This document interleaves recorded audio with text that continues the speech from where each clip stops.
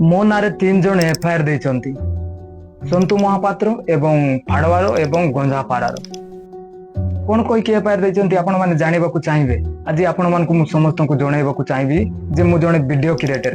ମୁଁ ସରକାରଙ୍କ ଉପରେ ଆୱାଜ ଉଠାଏ ଏବଂ ଭ୍ରଷ୍ଟାଚାର ଅତ୍ୟାଚାର ଉପରେ ଆୱାଜ ଉଠାଏ। ଆମ ଏରିଆର ସମସ୍ୟାକୁ ମୁଁ ସୋସିଆଲ ମିଡିଆରେ ଭିଡିଓ ମାଧ୍ୟମରେ ସମସ୍ତଙ୍କୁ ଜଣାଇବାକୁ ଚେଷ୍ଟା କରିଥାଏ। ମୋ ନାଁ ହଉଛି କିଶାନ୍ତ ଗଣ୍ଡ। ମୁଁ ହଉଛି ରାୟଗଡ଼ ବ୍ଲକର ସରଗୁଲି ଗ୍ରାମ ଦେଉଲପାରାର କିଶାନ୍ତ ଗଣ୍ଡ। ମୋ ନାଁରେ 3ଟା ଏଫଆଇଆର ଦେଇଛନ୍ତି, 3 ଜଣ। ମୁଁ ସନ୍ତୁ ମହାପାତ୍ରଙ୍କୁ କଲ୍ କରିକି ଧମକି ଦେଇଥିଲି ପେଟ୍ରୋଲ ଟଙ୍କିକୁ ଉଡାଇବା ପାଇଁ। ସେଥିପାଇଁ ସନ୍ତୁ ମହାପାତ୍ର ମୋ ନାଁରେ ଏଫଆଇଆର ଦେଇଛନ୍ତି। ତା ନମ୍ବର ମୋ ପାଖରେ ନାହିଁ କି ମୁଁ ସନ୍ତୁ ମହାପାତ୍ରକୁ ଦେଖି ବି ନଥିଲି, ଜାଣି ବି ନଥିଲି, କିନ୍ତୁ ମୁଁ କେବେ ଗୋଟେ ତାକୁ କଲ୍ କରିକି ଧମକି ଦେଇଥିଲି ତମ ପେଟ୍ରୋଲ ଟାଙ୍କିକୁ ଉଡାଇ ଦେବି। ସେଥିପାଇଁ ସେ ଗୋଟେ ମୋ ନାଁରେ କେସ୍ କରିଛନ୍ତି। ଆଉ ରହିଲା ଫାଡୱାର ଜଣେ ଯେ ଧର୍ମ ବିରୋଧୀ କହିକି ମୋ ନାଁରେ କେସ୍ କରିଛନ୍ତି। ମୁଁ କହିଥିଲି ଯେ ଆଦିବାସୀ ମାନେ ଅଲଗା, ହିନ୍ଦୁ ମାନେ ଅଲଗା। ଆଦିବାସୀ ମାନେ ହଉଛନ୍ତି ପ୍ରକୃତିର ପୂଜାରୀ। ଆଦିବାସୀ ମାନଙ୍କର କିଛି ଧର୍ମ ନାହିଁ, କିନ୍ତୁ ଆମେ ହିନ୍ଦୁ ଧର୍ମକୁ ସମ୍ମାନ ଦଉଛୁ, ହିନ୍ଦୁ ଧର୍ମକୁ ମାନୁଛୁ। କିନ୍ତୁ ଆମର ଧର୍ମ ହିନ୍ଦୁ ନୁହେଁ, ଆମେ ହଉଛୁ ପ୍ରକୃତିର ପୂଜାରୀ। ଏଇ ଭିଡିଓକୁ ଦେଖିକି ସେ ମତେ ଧର୍ମ ବିରୋଧୀ କହିକି କେସ୍ କରିଛନ୍ତି। ଆଉ ଗଞ୍ଜାପାରାର ଜଣେ ସେ କହିଛନ୍ତି ଯେ ଏଇ କିଶାନ୍ତ ଗଣ୍ଡ ବିଜେପି ପାର୍ଟିକୁ ବଦନାମ କରୁଛି, ଭିଡିଓ ମାଧ୍ୟମରେ ସୋସିଆଲ ମିଡିଆରେ ଭିଡିଓ କରିକି ବଦନାମ କରିଛି। ସେ ଗୋଟେ ଏଫଆଇଆର ଦେଇଛି। କିନ୍ତୁ ମୁଁ ଆୱାଜ ଉଠେଇଥିଲି ଚାଷୀ ସମସ୍ୟାକୁ ନେଇକି, ସାର ସମସ୍ୟା ନେଇକି। ମାର୍କେଟ ସଭାପତି କଣ କରୁଛନ୍ତି, ଚୁପ୍ କାହିଁକି ଅଛନ୍ତି, ଏମିତି କହିକି ମୁଁ ଆୱାଜ ଉଠାଇଥିଲି। ମତେ ମୋ ନାଁରେ ଏଫଆଇଆର ଦେଇଛନ୍ତି। ଆଉ ଏଫଆଇଆର ବି ତ ଦେଲେ, କିନ୍ତୁ ଏଫଆଇଆର ନ ଦେବା ପୂର୍ବରୁ ମତେ ପୋଲିସ ଉଠେଇକି ନେଲା। ମୁଁ ପୋଲିସ ପ୍ରଶାସନକୁ କହିଥିଲି ଯେ ମତେ ଏଫଆଇଆର କପି ଦିଅ, ମୋ ନାଁରେ କିଏ କେସ୍ କରିଛି ମୁଁ ଦେଖିବି, ତାପରେ ଯାଇକି ମୁଁ ପୋଲିସ ଷ୍ଟେସନ ଯିବି। କିନ୍ତୁ ପୋଲିସ ଏଫଆଇଆର କପି ଦେଲା ନାହିଁ। କିନ୍ତୁ ମୁଁ ସେମାନଙ୍କ କଥାକୁ ସମ୍ମାନ ଦେଇକି ମୁଁ ତାଙ୍କ ମାନଙ୍କ ସହିତ ବସିକି ରାୟଗଡ଼ ଥାନାରେ ଗଲି। ଆଉ ରାୟଗଡ଼ ଥାନାରେ ଯାଇକି ବି ଏଫଆଇଆର କପି ମାଗିଥିଲି, ଦେଲେ ନାହିଁ। ମୋ ଥାନାରେ ନେଇଛନ୍ତି ଏଇ କଥାକୁ ଶୁଣିକି ଆମ ଗଣ ସମାଜର ଯୁବକ ଛାତ୍ର ସଂଘ ଏକଜୁଟ ହେଇକି ଯାଇଥିଲେ ଏବଂ ସେମାନେ ବି ଏଫଆଇଆର କପି ମାଗିଥିଲେ, କିନ୍ତୁ ପୋଲିସ ମାନଙ୍କ ପାଖରେ ଏଫଆଇଆର କପି ନଥିଲା। କିନ୍ତୁ ସେମାନଙ୍କୁ କହିବା ଯାହା ଥିଲା ଯେ ମତେ କଲ୍ କରିକି ଉଠେଇକି ନେବାକୁ ସନ୍ତୁ ମହାପାତ୍ର ପୋଲିସ ମାନଙ୍କୁ ଧମକି ଦେଇଥିଲା। କିଶାନ୍ତ ଗଣକୁ ଉଠେଇକି ଆଣ ଗୋଟେ ଘଣ୍ଟା ଭିତରେ। ଆଉ ସେମାନେ ବିନା ଏଫଆଇଆରରେ ମତେ ଉଠେଇକି ନେଇ ଯାଇଥିଲେ ପୋଲିସ ପ୍ରଶାସନ। ମାନେ ବିଜେପି ପାର୍ଟିର ପାୱାର କଣ ଦେଖ ଭାଇ। ସାର ସମସ୍ୟା ଅଛି, ତା ପାଇଁ ଆୱାଜ ଉଠାଇ ପାରୁନାହିଁ, ତା ପାଇଁ ପାୱାର ନାହିଁ ସନ୍ତୁ ମହାପାତ୍ର ପାଖରେ। ମାର୍କେଟ ସଭାପତି ହେଇକି ରାୟଗଡ଼ରେ କଳା ବଜାରରେ ସାର ବିକ୍ରି ହଉଛି, ଆୱାଜ ଉଠାଇ ପାରୁନାହିଁ। କିନ୍ତୁ ପୋଲିସ ପ୍ରଶାସନକୁ ଧମକି ଦେଇକି ମତେ ଉଠାଇବାକୁ ଧମକି ଦେଇ ପାରୁଛି। ତା ପାଇଁ ସାହସ ଅଛି ଆଉ ପାୱାର ଅଛି। ଏ ପାୱାର ଆସୁଛି କୋଉଠୁ? ସନ୍ତୁ ମହାପାତ୍ର କିଏ ଆକ୍ଚୁଆଲି ଆପଣ ମାନେ କୁହନ୍ତୁ। ସନ୍ତୁ ମହାପାତ୍ର କିଏ? ଆପଣ ମାନେ ତାକୁ ଜନପ୍ରତିନିଧି ଭାବୁଛନ୍ତି କି? ଆପଣ ମାନେ ତାକୁ ଭୋଟ ଦେଇଛନ୍ତି କି?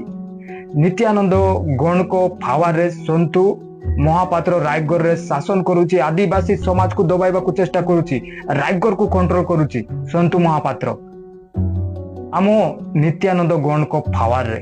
କିନ୍ତୁ ନିତ୍ୟାନନ୍ଦ ଗଣ ଜାଣିନାହିଁ ଯେ ତା ପାୱାରକୁ ନେଇକି ସନ୍ତୁ ମହାପାତ୍ର କେତେ ଅତ୍ୟାଚାର କରୁଛି ଆଦିବାସୀ ମାନଙ୍କ ଉପରେ।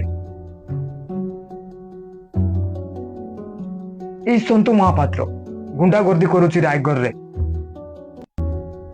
ମୁଁ ସନ୍ତୁ ମହାପାତ୍ରଙ୍କୁ ବମରେ ଉଡାଇବାକୁ ଧମକି ଦେଇଛି, ଏମିତି ଏଫଆଇଆର ଦେଇଛି ମୋ ନାଁରେ। ସାମାନ୍ୟ ମୁଁ ଜଣେ ଭିଡିଓ କ୍ରିଏଟର, ମତେ ଡରି ଯାଇଛି ଭାଇ। ସମସ୍ତ ଓଡ଼ିଶାବାସୀ ଏବଂ ଆମ ରାୟଗଡ଼ ବ୍ଲକର ଆଦିବାସୀ ସମାଜର ଭାଇ ଭଉଣୀ ମାନଙ୍କୁ କହିବି ଯେ ଭିଡିଓଟିକୁ ଯେତେ ପାରିବେ ସେତେ ସେୟାର କରିଦିଅନ୍ତୁ ଏବଂ ରିପୋଷ୍ଟ କରନ୍ତୁ।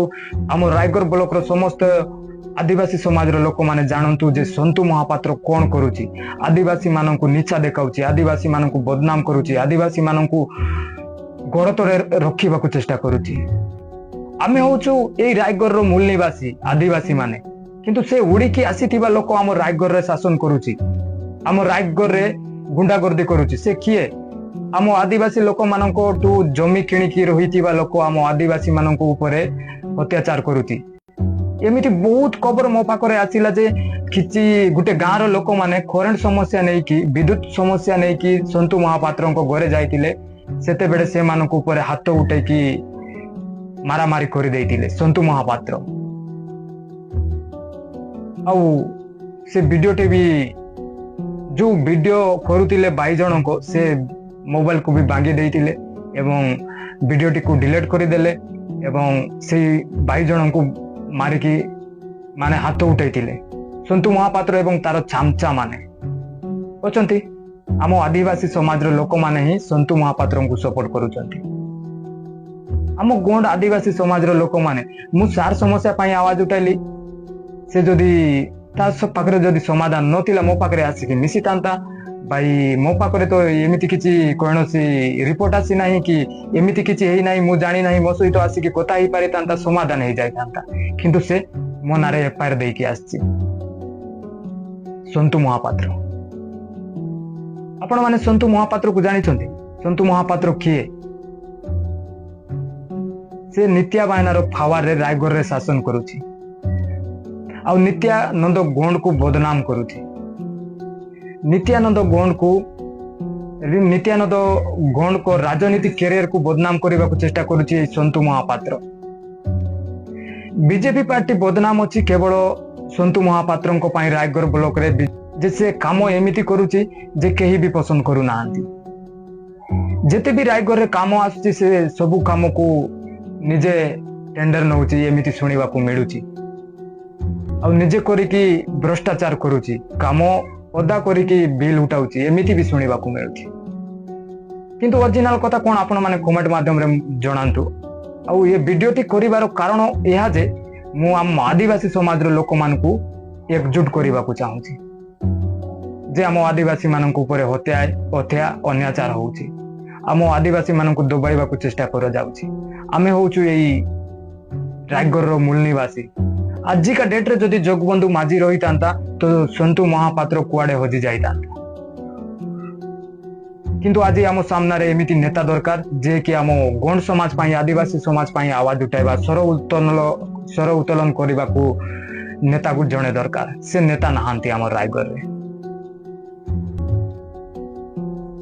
जे संतु महापात्र आज बिना प्रतिनिधि रे रही कि बा बिना एमएलए प्रार्थी है कि से रायगढ़ रे शासन करुची किंतु आमर गोंड समाज रो नेता मंत्री रही कि आज आम आदिवासी समाज रो नेता मंत्री रही कि आज आमको संतु महापात्र रो कथा सुनी कि रहिबा को पड़ुची आमको वीडियो क्रिएटर मानक समस्त को मारिबा को धमकी दिया जाउची डराउचंती मते एमिति भी धमकी दिया जाइछि जे तो घर को भांगी दबु उजाड़ी दबु तोते जीवन रु मारी दबु एमिति धमकी देइचंती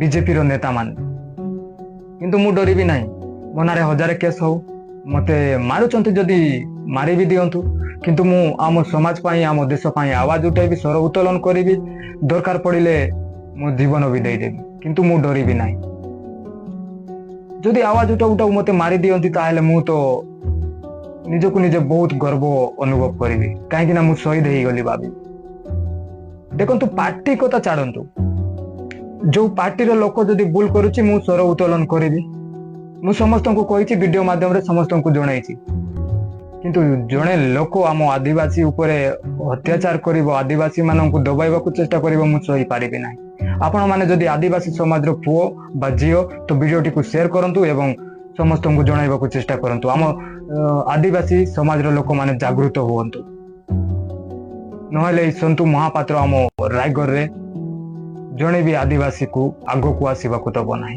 समस्त को दबाइबा को चेष्टा करिबो अरे बीजेपी सरकार रो शासन चली ता माने कोन पुलिस ऊपर भी हाथ उठेबे जो माने स्वर उत्तोलन करूचंती से मान को मारिबा को धमकी देबे बिना दोष रे बिना एफआईआर रे पुलिस स्टेशन नहीं कि जीवे एते पावर ए मान को पाखरे आसुची कोठू जे मान को एते पावर दउची किए जे बिना एफआईआर रे पुलिस स्टेशन को नहीं कि जाउचंती आ पुलिस मान को हाथ उठाउचंती बीजेपी पार्टी रो किछि नेता माने एवं संतु महापात्र मिसिकी रायगढ़ थाना रे जाई कि पुलिस स्टेशन को बंद कर देतिले ଏବଂ ପୋଲିସ ମାନଙ୍କୁ ହାତ ଉଠାଇଥିଲେ। ଏତେ ପାୱାର ଏମାନଙ୍କ ପାଖରେ ଆସୁଛି କୋଉଠୁ? ଆଉ ରହିଲା ସନ୍ତୁ ମହାପାତ୍ର କିଏ ଆପଣ ମାନେ ସମସ୍ତେ ଜାଣିଛନ୍ତି, କିନ୍ତୁ ତାକୁ ସପୋର୍ଟ କରୁଥିବା ଆମ ଆଦିବାସୀ ସମାଜର ଲୋକମାନଙ୍କୁ କହିବି ଯେ ସନ୍ତୁ ମହାପାତ୍ରଙ୍କୁ ଆପଣ ମାନେ କାହିଁକି ସପୋର୍ଟ କରୁଛନ୍ତି? ସେ ରାୟଗଡ଼ ବ୍ଲକ ପାଇଁ କଣ କରିଛି କି ଆମ ଆଦିବାସୀ ସମାଜ ପାଇଁ କଣ କରିଛନ୍ତି ସନ୍ତୁ ମହାପାତ୍ର? ମତେ କମେଣ୍ଟ ମାଧ୍ୟମରେ ଜଣାନ୍ତୁ ଯେ ସନ୍ତୁ ମହାପାତ୍ର କଣ, ସେ କଣ କରିଛନ୍ତି?